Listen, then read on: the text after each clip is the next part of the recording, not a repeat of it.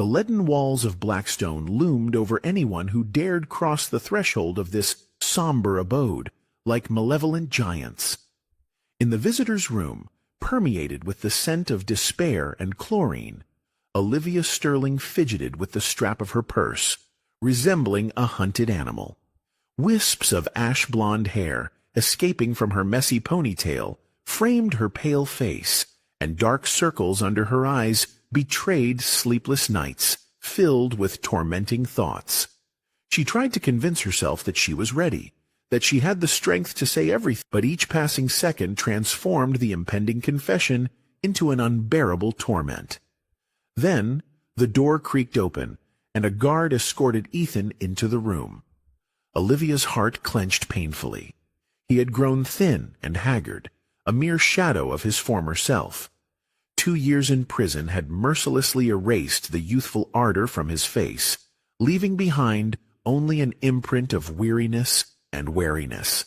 His eyes, once radiant and full of life, now held a heavy, assessing gaze. Olivia. His name sounded in a hoarse, uncharacteristically quiet voice. Ethan sat down on the chair opposite her, and between them grew not only a crude tabletop, but also an invisible wall of prison rules, prohibiting any physical contact. Olivia felt her hands trembling, a lump traitorously rising in her throat.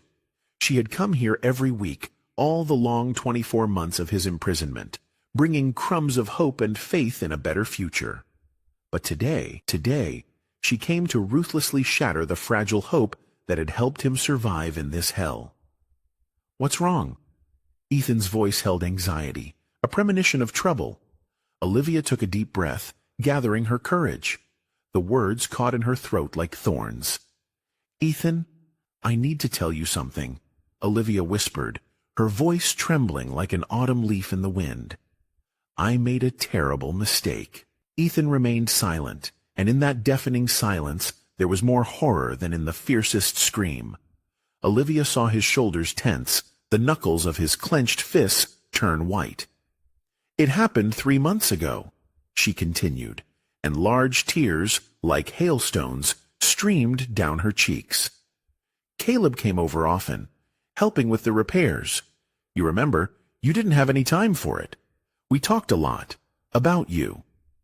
Ethan stood motionless, like a statue carved from stone. Only his eyes, piercing, gray like a winter sky, stared at her intently, burning through her. "I was so lonely, Ethan, just unbearably lonely. It only happened once, I swear, and I immediately realized what a terrible mistake I had made." "You slept with Caleb?" Ethan's voice was cold as Arctic ice, devoid of any emotion, only a ringing emptiness. Olivia could only nod, unable to utter that terrible confession aloud. Tears were no longer just flowing but streaming down her face. "That's not all," she whispered, as if dying. "Last week I was diagnosed with HIV. I was being tested because of a lingering cold." She raised her despairing eyes to him. "Ethan, Caleb knew about his status. He knew. And he didn't tell me anything." Time froze, stopped as if a clockwork mechanism had broken. The hospital waiting room seemed to cease to exist. It seemed that the entire visiting room was filled with other people's lives. The voices of prisoners, snippets of their relatives' phrases. But for Ethan, only Olivia existed, and her words, like a deadly poison, drop by drop, were poisoning his mind. "He knew," Ethan whispered, and in that quiet question there was a threat far more sinister than any scream. "Yes," Olivia lowered her gaze. "I spoke to his ex-girlfriend. He's known for over a year." Something broke in Ethan's eyes. The spark of life seemed to extinguish, giving way to a cold, calculating flame. "How do you feel?" he suddenly asked, remarkably calmly. "Doctors say that with modern treatment. I can live a normal life." Olivia tried to smile, but her voice trembled betrayingly. "Ethan, I know you'll never forgive me." "I don't blame you," Ethan interrupted her, and that was the absolute truth. There was no room left in his heart for resentment towards Olivia. His entire being was filled with icy, all-consuming hatred for the one he considered his best friend. "What are you going to do?" Olivia asked, wiping away the tears that streamed down her cheeks. Ethan paused for a moment, his gaze fixed somewhere in the void. "Nothing," he finally replied. "I only have 3 years left." "I'll get out, and we'll deal with this together," he said, but Olivia noticed a glint in his eyes that betrayed his words. She knew that look too well. It was the same look that had been in Ethan's eyes before that fateful robbery that landed him behind bars. The look of a person whose decision is unwavering, ready to go all the way, regardless of the consequences. "Just don't do anything stupid, please," she whispered, putting all her plea into every word. "Ethan, I beg you, I won't survive if anything happens to you." "Visiting time is up," the guard's impassive voice echoed, shattering the fragile connection between them. Ethan rose, gave a brief, unreadable nod to his wife, and wordlessly allowed himself to be led back to his cell, his thoughts already far beyond those walls. In his cramped cell, Ethan Sterling lay motionless, staring at the gray ceiling. His cellmate, an elderly man named Walter, had long since learned to recognize the changes in Ethan's mood and preferred to keep his distance during such times. Ethan methodically, like a chess game, calculated each step. In 2 weeks, he was scheduled to be taken to court for an appeal hearing. This was his only chance, a slender thread of hope in this labyrinth of despair. Security would be minimal, just 2 escorts. He knew the route by heart. Every street, every turn was etched into his memory from previous trips. Ethan only had to wait for the right moment, timed to the second. For the next 13 days, he honed his plan like a precious stone. He began by complaining of abdominal pain, increasing its intensity day by day. The prison doctor, suspecting nothing, prescribed mild painkillers. Ethan discreetly spat out the pills. He needed the guards to expect health problems on the day of the transfer, but not serious enough to cancel the convoy. On the morning of the 14th day, Ethan was ready. When they came for him, he looked pale as a sheet and exhausted. "Hey, Sterling, you all right?" asked Harris, one of the guards, fiddling with the handcuffs. "Still breathing?" "For now," Ethan replied curtly, allowing his hands to be cuffed. The walk to the prison van was uneventful. Ethan carefully watched every move of the guards, noting their relaxed demeanor. He had been a model prisoner, no violations, no reprimands, the perfect candidate for a reduced sentence, which he so hoped for after the appeal. In the van, besides Ethan, were 2 other prisoners also being taken to hearings. They seemed to ignore him, each lost in their own thoughts. The van lurched and started moving. Ethan, mentally counting the turns, followed the familiar route. When they had passed halfway, he made his move. "I feel sick," he croaked, contorting unnaturally. "I'm going to throw up." Harris glanced at his partner. "Hang in there, Sterling. We're almost there." Ethan slumped, collapsing to his side, pretending to lose consciousness. "Shit, he's out!" exclaimed one of the guards, alarmed. Harris leaned over him. This was his chance. In a lightning-fast movement, Ethan wrapped his legs around his neck, simultaneously straightening up and using his cuffed hands as leverage. The blow landed perfectly. Harris collapsed, not understanding what had happened. The second guard reached for his holster, but Ethan had already snatched Harris's gun and pointed it at the remaining guard. "Don't do anything stupid," he hissed, glaring at him. "The handcuff keys." With trembling hands, the guard pulled out the bunch. Ethan didn't just break free, he dragged 2 others with him. "What now?" rasped one of them, a young man with a tattooed snake coiling around his neck. "Now, everyone for themselves," Ethan said, his eyes flashing. "I have my own business." He ordered the driver to stop the van on a dirty, God-forsaken street in an industrial area. Jumping out, he left the guards helplessly crumpled on the floor. The 2 freed accomplices scattered like rats in different directions. Ethan knew he had at most half an hour before the city was flooded with cops. Freedom burned in his blood, precisely like a predator on the hunt. He could already picture the abandoned garage where his old friend, suspecting nothing, kept his bike. Stealing a motorcycle was a piece of cake. As the wail of sirens cut through the air above the abandoned van, Ethan Sterling was already racing towards his goal, Caleb Mitchell. Detective Thorne Blackwood arrived at the scene of the escape 45 minutes later. His face, usually impassive, was now contorted with rage.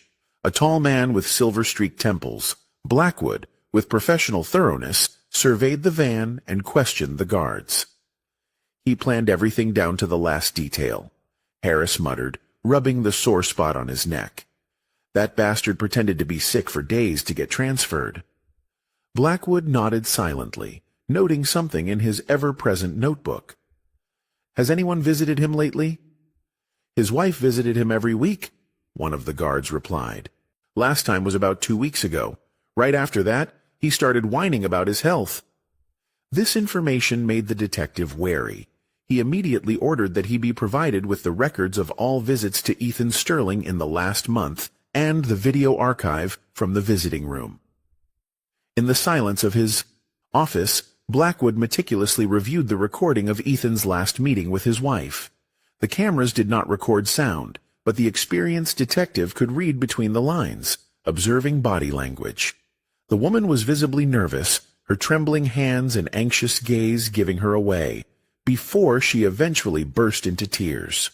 The prisoner's reaction was barely perceptible, only a slight tightening of his facial muscles. But Blackwood, with his 20 years on the force, unmistakably recognized the signs of suppressed rage seething beneath the mask of composure. Without wasting a second, he dialed Olivia Sterling's number. On the 5th ring, her voice came through the receiver. Mrs. Sterling, this is Detective Thorne Blackwood. Your husband escaped during transport today. In response, there was silence, piercing and prolonged, followed by a stifled, pained gasp. Do you have any idea where he might be? Blackwood asked insistently. No, came the broken whisper. I don't know anything. Mrs. Sterling, this is extremely important. Did you and your husband discuss anything that might have provoked him to escape? Again, a pause, even more agonizing. I need to meet with you in person, she finally said. What I'm about to tell you doesn't just concern Ethan. I'll be there in 20 minutes, the detective snapped. The Sterling's apartment was located in an old neighborhood, in a dilapidated 5-story building without an elevator. Olivia opened the door just as Blackwood was about to ring the bell. Her face was drawn, her eyes red from crying. Come in, she said quietly, ushering the detective into a modest but impeccably clean living room. Mrs. Sterling, I need to know everything that might help us find your husband before he does something irreparable. Blackwood began, settling into the offered armchair and carefully observing her every move. Olivia sat down on the sofa opposite him, her fingers so tightly intertwined that her knuckles turned white with tension. 2 weeks ago, I confessed to Ethan. I have HIV. Her voice sounded hollow, as if she had memorized the sentence. I contracted it from Caleb Mitchell, Ethan's best friend. We had an affair while Ethan was serving time. Blackwood silently recorded each word in his notebook.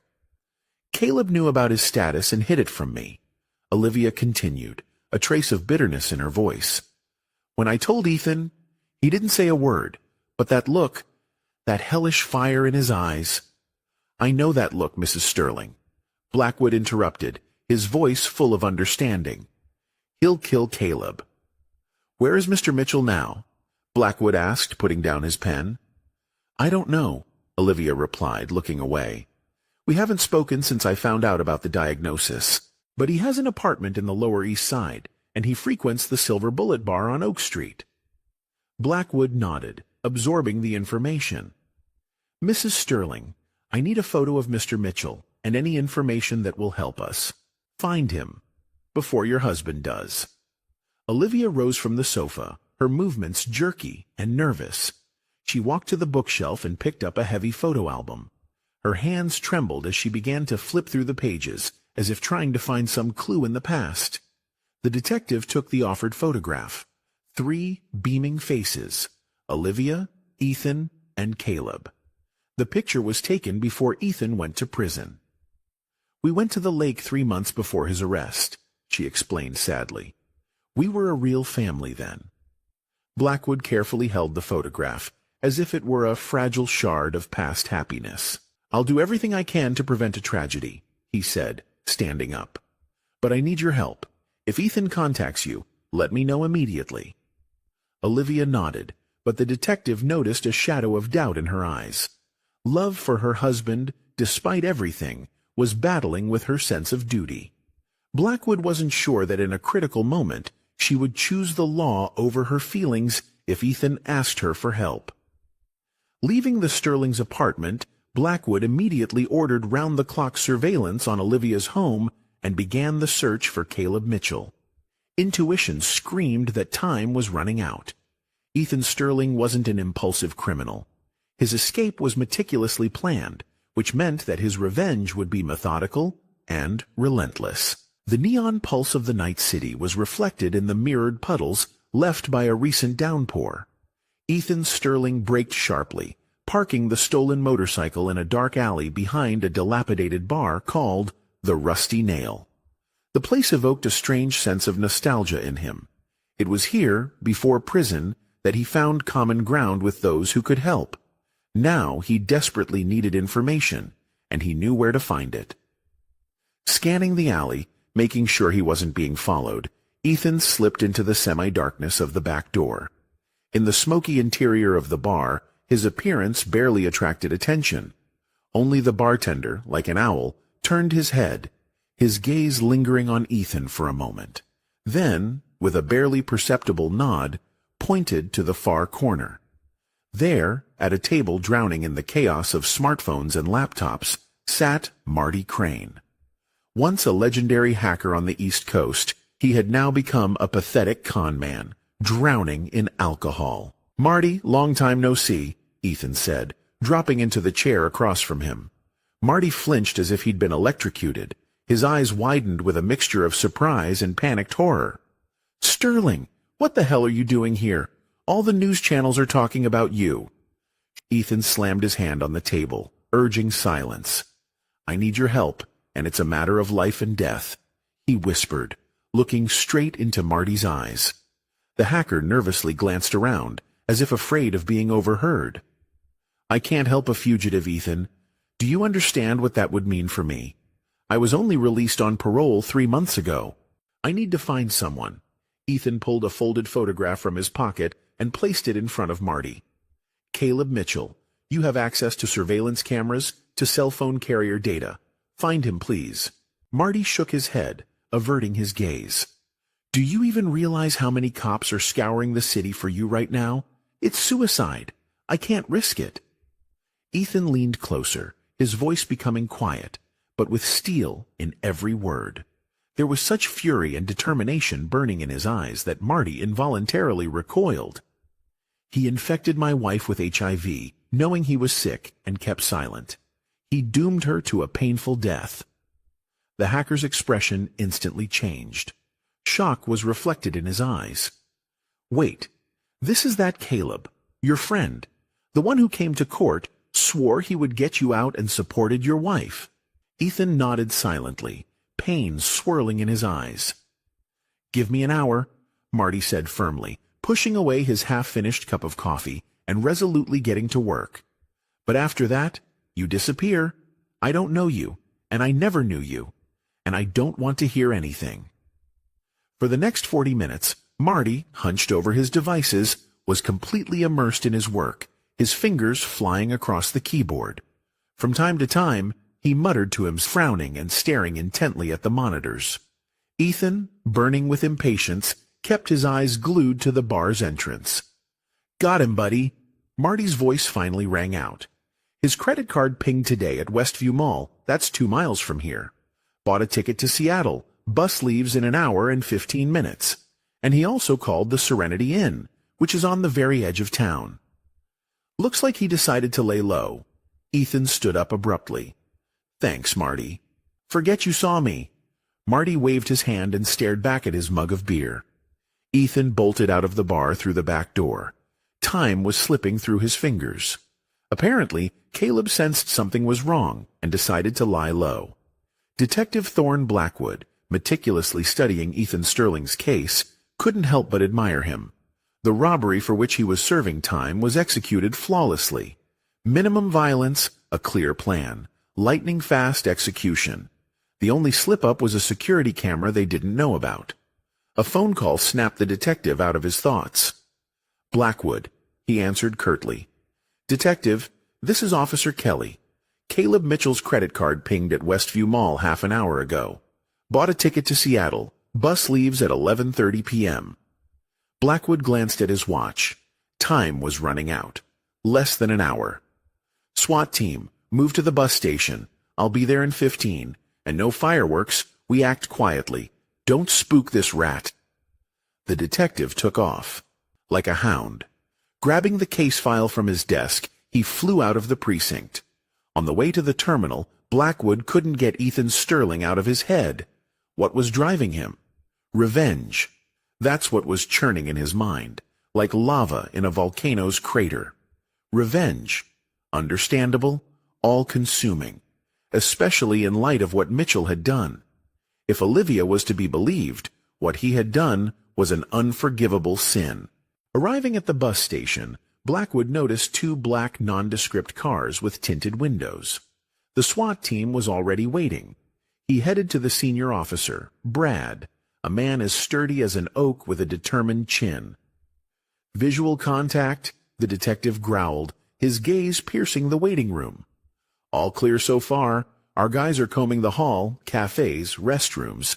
We've increased security at the entrances. But, my gut tells me, Sterling might have beaten us to it," Brad replied, frowning. There was concern in his voice. The waiting room was far from crowded, with only a couple of dozen passengers glancing absently at the board, looking for their flights.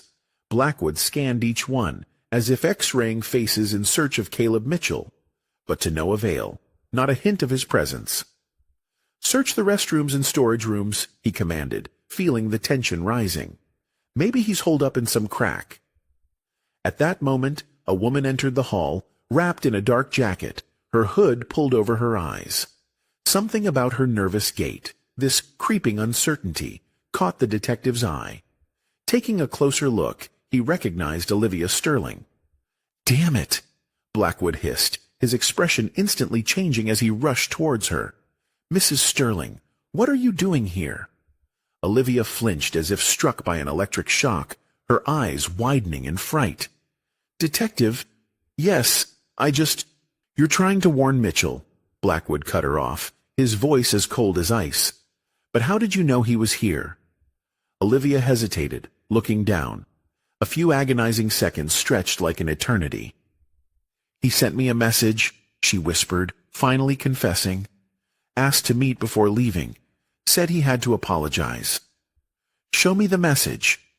With trembling fingers, Olivia took out her phone, her lips moving silently, as if she were reciting a prayer. Finally, she opened the message thread. The last message from Caleb read, "Leaving today. I need to see you. I have to apologize. Bus station 11:15 p.m. Please, come alone." "When did you receive this message?" Blackwood asked, his gaze intense. "About half an hour ago. I left immediately," Olivia replied, her voice filled with anxiety. "Did you reply to him?" Olivia shook her head negatively. "No. I wanted to meet him in person, to warn him about Ethan." She looked away, as if ashamed of her words. "I don't want Ethan to ruin his life because of this man. He's suffered enough already." Blackwood sighed heavily. He understood her motives perfectly, saw the pain in her eyes, but he couldn't allow a civilian to interfere with a carefully planned police operation. "Mrs. Sterling, I must ask you to leave the terminal. Your presence could disrupt the arrest. If you refuse, I'll have to detain you for obstructing police work," he said in a firm but regretful voice. Olivia hesitated, fear and determination battling in her eyes, but common sense prevailed. "All right, I'll go, but promise me you'll do everything you can to make sure no one gets hurt," she said in a pleading tone. "That's my job," Blackwood replied seriously, his gaze full of resolve. "Officer Deanna Grant will escort you out." Having ensured that Olivia left the building accompanied by a police officer, Detective Blackwood returned to his frantic search. Time was running out mercilessly, bringing him closer to the fateful hour indicated in the ominous message. "Detective," one of the officers called out to him, snapping him out of his dark thoughts. "We've searched all the premises. Mitchell has vanished into thin air." Blackwood frowned, feeling a knot of doubt tightening in his chest. Something about this whole picture didn't add up. If Caleb was really planning to flee to Seattle by bus, why wasn't he at the terminal 15 minutes before departure? Where was he? His agonizing thoughts were interrupted by the sharp sound of an incoming call. "Blackwood speaking," he said, trying to steady his voice. "Detective, this is the duty officer from the fraud department. You requested information about Caleb Mitchell's credit card?" "Yes, that's right," Blackwood confirmed, tensing up inside. "We have reason to believe that the transaction at the mall was fraudulent. The card was used through a mobile app, but the device's geolocation clearly didn't match the location of the purchase." A realization flashed through the detective's mind. So, Mitchell didn't buy the ticket in person. Someone probably just stole his information and used it remotely. "Thank you. This is very important." Blackwood disconnected the call and turned sharply. Summoning the senior officer, he blurted out, "It's a decoy. Mitchell isn't planning to go to Seattle." "Then where the hell is he?" the officer barked in response. "I don't know, sir, but we need to expand the search area. Check Mitchell's recent calls, especially the ones he made before sending that message to Olivia Sterling." Meanwhile, Olivia, having left the terminal, didn't go home. Instead, with trembling fingers, she dialed Caleb's number. The ringing seemed endless. She was about to hang up when she suddenly heard his hoarse voice. "Olivia?" Anxiety. "Caleb, listen," she blurted out, gasping for breath. "The police are looking for you. They know about your bus ticket." "Damn," he exclaimed. "How did they find out?" "It doesn't matter," she interrupted, raising her voice. "Ethan escaped from prison, and he knows everything, Caleb.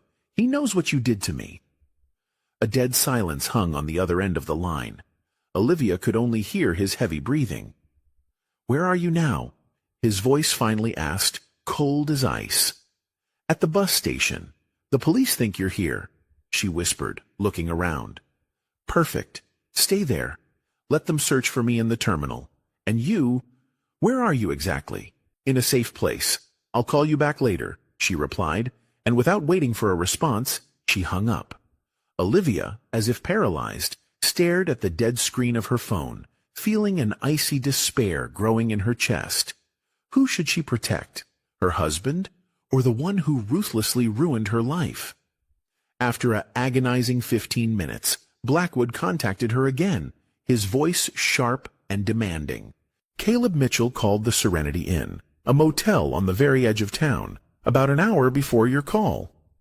Blackwood's voice had an edge of steel, covering his tracks like a rat, trying to make it look like he's heading to Seattle, but he's lying low in a motel. Change of plans, Olivia.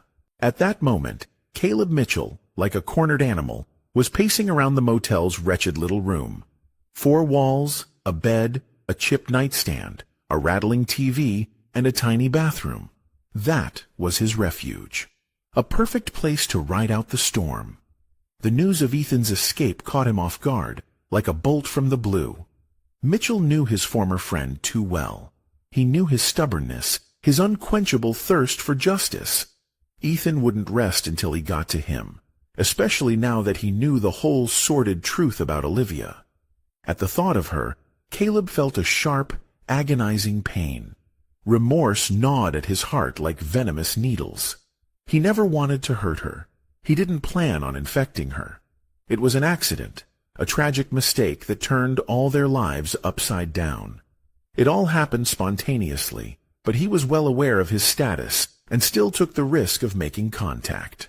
"Idiot," he whispered, approaching the window and cautiously peering out from behind the curtain. The dim light of a street lamp barely illuminated the parking lot in front of the motel. 3 dilapidated cars stood forlornly on the asphalt, and one of them was his. The news of Ethan's escape was all over the news, but Caleb was in no hurry to call the police. The fear of being accused of deliberately infecting Olivia paralyzed him, and there was a faint hope that everything would somehow settle down on its own. The phone in his pocket buzzed to life. A message from an unknown number. "I'll be there in 5 minutes. You gonna open the door, or I gotta break it down?" Caleb went cold. Ethan had somehow figured out his location, and now it was too late to call the police. There was only one chance left, to get to the car and run. Grabbing the keys, he peered into the hallway. Empty. Quietly closing the door behind him, Caleb walked quickly towards the emergency exit. Caleb almost reached the door when it swung open, and a familiar figure appeared in the doorway. "Hey, buddy." Ethan's voice was deceptively calm, almost friendly. "Where are you rushing off to?" Caleb recoiled, his face contorted in horror. "Ethan, listen to me. Let's talk in your room." Ethan cut him off, nodding towards the hallway. "We need to talk in private." With trembling hands, Caleb opened the door to his room. Ethan followed him in, quietly closing the door behind him. "Have a seat." He pointed to the edge of the bed. Caleb slowly sat down, not taking his eyes off his former friend. "Ethan, I know you're furious, but let's talk like adults." "Like adults?" Ethan interrupted, and his voice still had that frightening calm. "Were you acting like an adult when you slept with my wife, knowing you were sick?" "I didn't know then," Caleb cried out desperately. "I swear to you, I found out about the diagnosis much later. Don't lie to me." Ethan took a step forward, his eyes burning with anger. "Olivia talked to your ex-girlfriend. You've known about your status for over a year." Caleb's face changed instantly, the mask of repentance falling away, revealing his true face. "So I knew," he spat out defiantly. "So what? You were in jail. Olivia was lonely. She wanted it." "It's not about you sleeping with Olivia," Ethan retorted, holding back his rage in every word. "It's about you, knowing about your illness, deliberately putting her at risk. You ruined her life." "Life, you say?" Caleb smirked crookedly, and a flicker of pain flashed in his eyes. "What about my life? Do you think it's easy for me to live with this diagnosis? I just didn't want to die alone, that's all." Ethan stared silently at the man he once considered a brother. The rage inside was seething, but he kept it locked away, like ice. "I trusted you," he said quietly, almost in a whisper. "I entrusted Olivia to you while I was away. You were the only one I trusted like that." Detective Blackwood and the SWAT team arrived at the Serenity Inn 40 minutes after receiving information from the bus station. "What's the plan?" Brad asked, shifting nervously from foot to foot. "Find out at the front desk who checked in today," the detective commanded, his gaze sharp and piercing. "And organize a cordon around the motel. Not a single mouse should slip through unnoticed." Blackwood headed resolutely towards the manager's office, a cramped room behind a glass door, where an elderly man seemed to be engrossed in watching Cops on TV. "Police," Blackwood presented his badge. "I need information about a guest named Caleb Mitchell." The clerk, visibly alarmed by the sudden visit, bustled about, hurriedly sorting through papers. "Yes, we have him. Checked in this afternoon. Room 12, at the very end of the building." Meanwhile, Olivia Sterling's Mustang pulled into the motel's half-empty parking lot. She killed the engine and sat motionless for several long minutes, as if gathering her strength. The phone rang again. It was Caleb. "You won't believe this," he blurted, without any greeting. "Your husband is here, in my room, and he's clearly not in a forgiving mood." "Caleb, please don't do anything stupid," Olivia pleaded, feeling her heart sink. "Ethan doesn't want to—" "Never mind what he wants," Caleb interrupted sharply. "What matters is that I'm not dying today. Come to the Serenity Inn, room 12. Maybe you can stop him." The phone went silent. The connection cut. As if stung, Olivia jumped out of the car and raced toward the motel building. In her blind panic, she didn't notice the police, cars lurking on the other side. Blackwood, already ready to give the order to storm the room, suddenly froze when he saw Olivia running down the corridor. "Mrs. Sterling!" he shouted, trying to stop her. "Stop!" But it was too late. Olivia was already banging on the door of room 12. "Ethan, it's me, Olivia. Please open up," she pleaded, pressing her forehead against the door. The door swung open, and Ethan Sterling stood in the doorway. Not a muscle twitched on his face, as if he were wearing a mask. "Why are you here?" he asked quietly, almost lifelessly. "To stop you," Olivia whispered, breathless from running and fear. "Please don't do this. He's not worth it."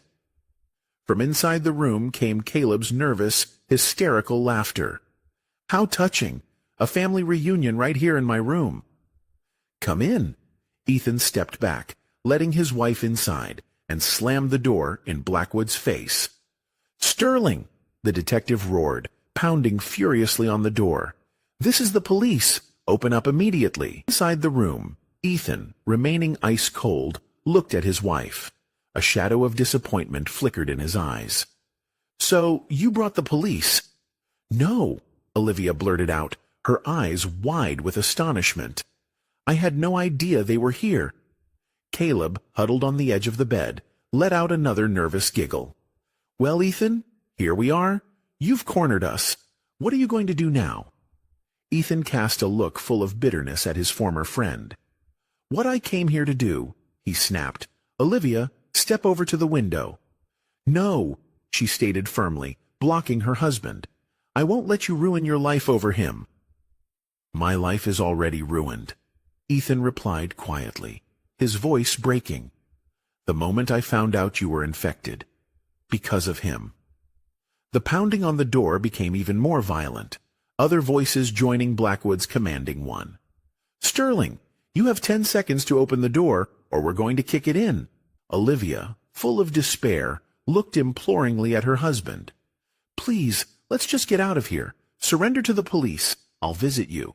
We'll get through this together, you hear?"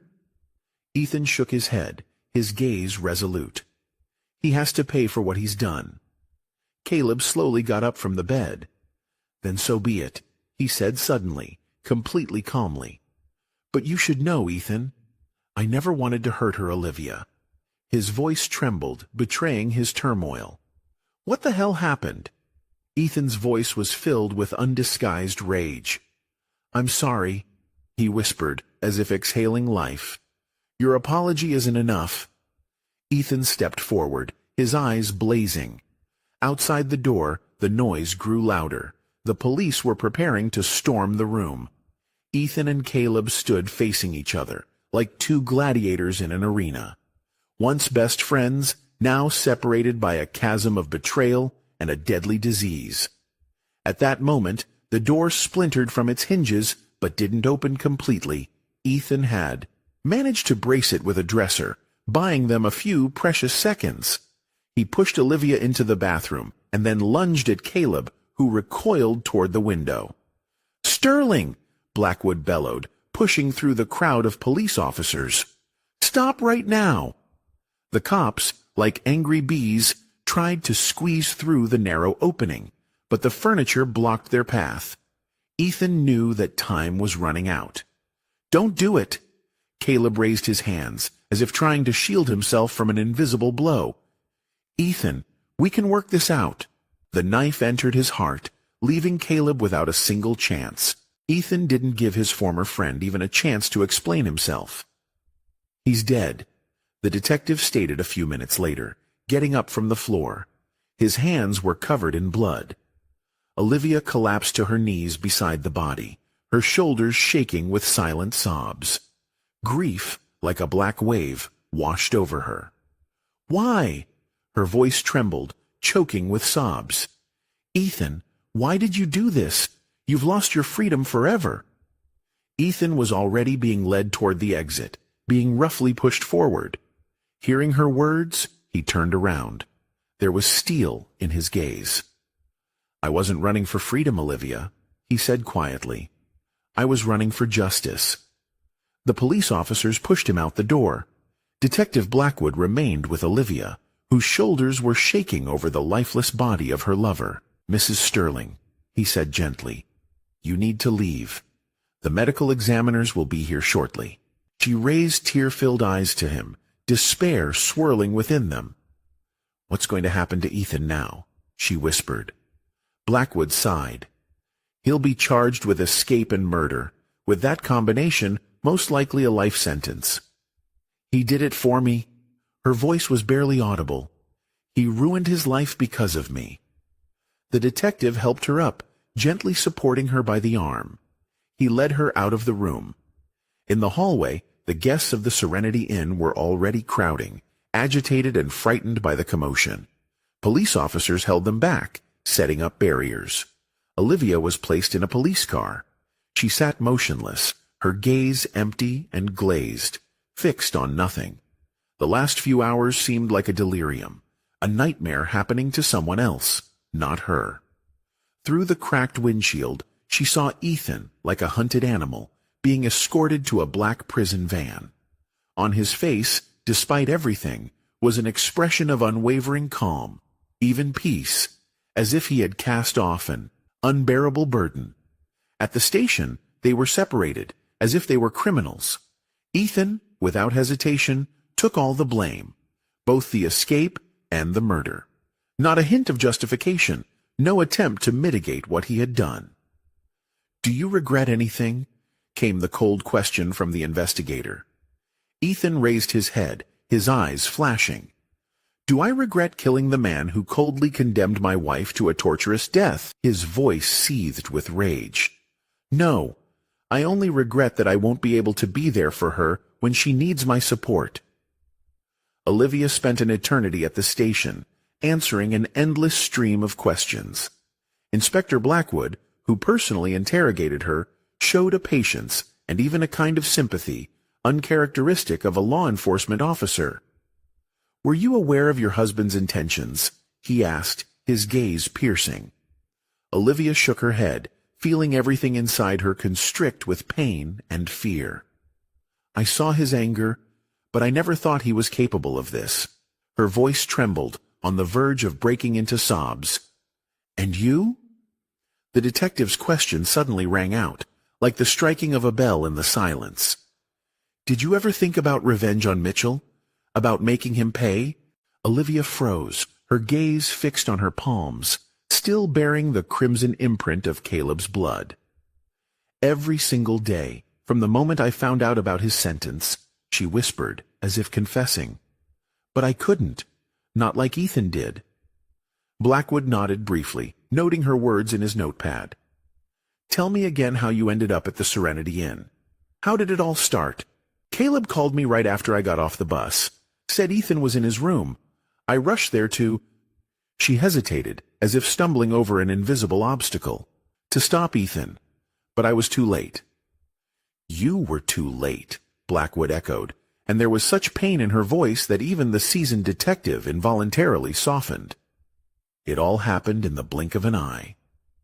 After the interrogation, Olivia was released on her own recognizance. Blackwood personally drove her home, dryly and impassively explaining the next steps along the way. "There will be a trial," he stated, not taking his eyes off the road. "Considering all the circumstances, your husband may be able to avoid the death penalty, but he's guaranteed a prison sentence, and a very long one." "I understand," Olivia replied quietly, staring blankly out the window. "You'll need a good lawyer," Blackwood added, as if in passing. "We don't have the money for a good lawyer," she retorted, her voice filled with hopelessness. Blackwood gave her a quick, scrutinizing look. "In such cases the court provides a public defender, but, given the motive for the crime, it's quite possible there will be lawyers willing to take the case pro bono." "Pro bono? Meaning for free?" the detective asked, raising an eyebrow. "Mrs. Sterling, I understand your state, but this case could stir up public opinion. Deliberate HIV infection is a heinous crime." Olivia forced a weak smile. "Thank you, detective. You're not at all what I imagined police officers to be." He chuckled, shaking his head. "We're all just people, Mrs. Sterling, with our own quirks and skeletons in the closet." He drove her home and, making sure she went inside, drove away. Olivia, like a sleepwalker, turned on the light in the empty apartment and froze in the middle of the living room, lost and devastated. The last few hours had drained her of everything, leaving only a shell. A phone call, like a clap of thunder, jolted her out of her stupor. An unfamiliar number flashed on the screen. "Hello," she whispered, feeling a chill run down her spine. "Mrs. Sterling?" A smooth female voice oozed professionalism. "My name is Diana Grant. I'm with the law firm of Grant & Partners. We specialize in cases involving the intentional spread of infectious diseases. I've learned about the tragedy that happened to your husband, and I want to offer you my services. Of course, I understand that now is not the time to talk about money. This is a pro bono case, Mrs. Sterling. I believe your husband deserves a fair trial." Olivia felt a chill. "How did you find out?" "I have some connections in the police. Detective Blackwood mentioned your case," the voice on the line said. Olivia felt a wave of gratitude for the taciturn detective. "When can we meet?" she asked hopefully.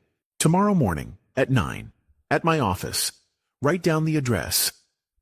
After hanging up, Olivia sat in the kitchen for a long time, staring blankly at her hands. Only, now, as if a veil had been lifted from her eyes, did she realize how drastically her life had changed in the last 2 weeks. The diagnosis, the agonizing confession to Ethan, his insane escape, and the culmination of it all, the murder. The following weeks turned into a nightmarish kaleidoscope of interrogations, meetings with lawyers, and grueling prison visits.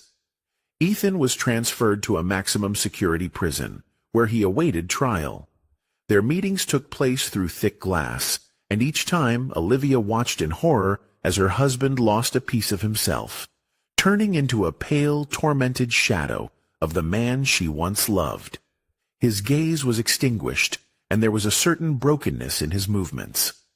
Diana Grant, the defense attorney, proved to be tenacious and uncompromising.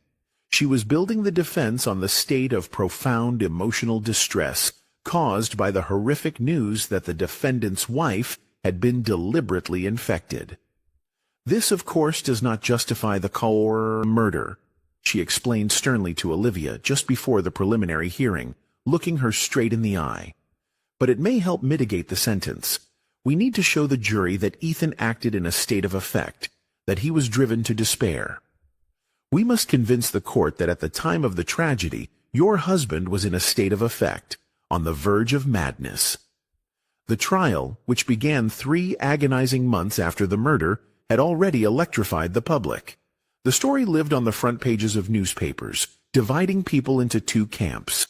Some branded Ethan Sterling a cold-blooded murderer, while others saw him as an avenger, a dispenser of justice. On the opening day of the trial, the hall was packed. Olivia, as if chained, sat in the front row, at the defense table. When Ethan was brought in, she barely recognized her former husband. A haggard face, a dull gaze. But when he noticed her, the corners of his lips twitched in a weak, barely noticeable smile.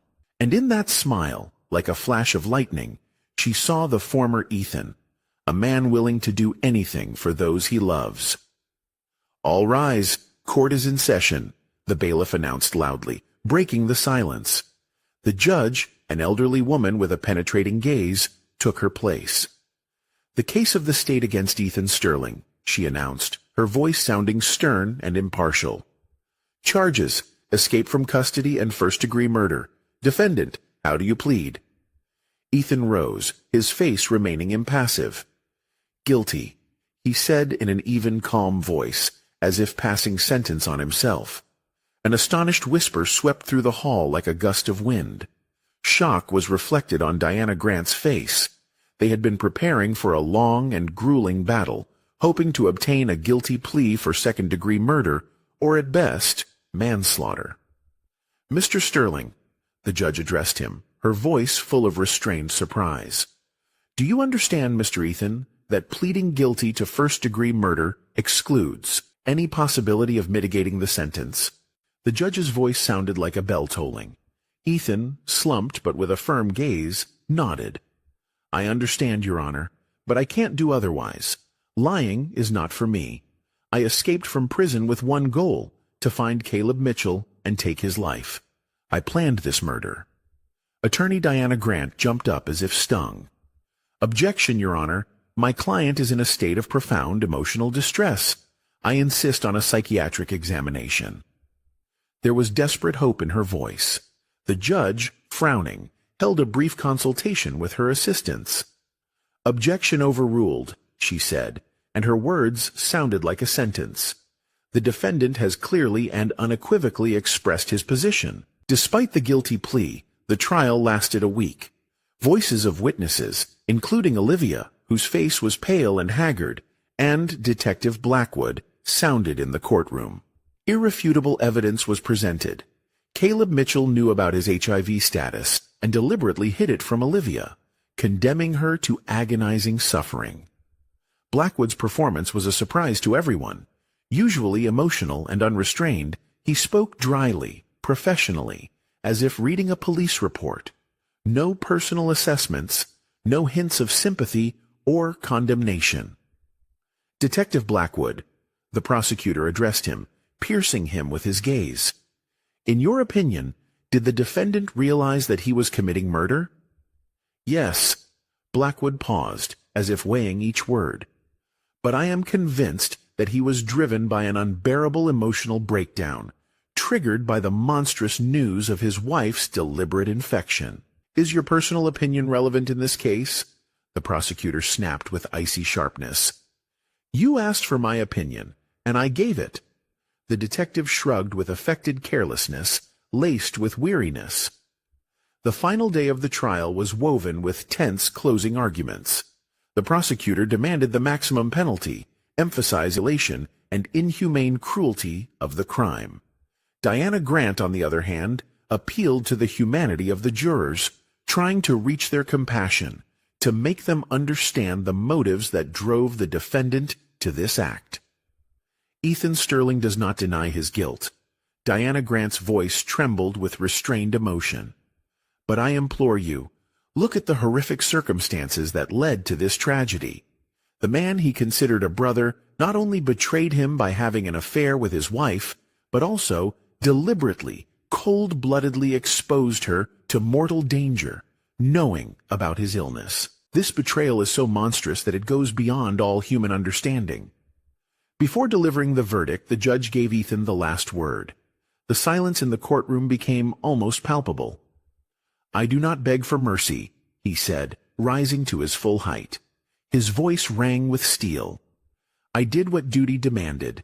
Caleb Mitchell was well aware of his terminal illness and cold-bloodedly endangered Olivia's life, the person who means the most to me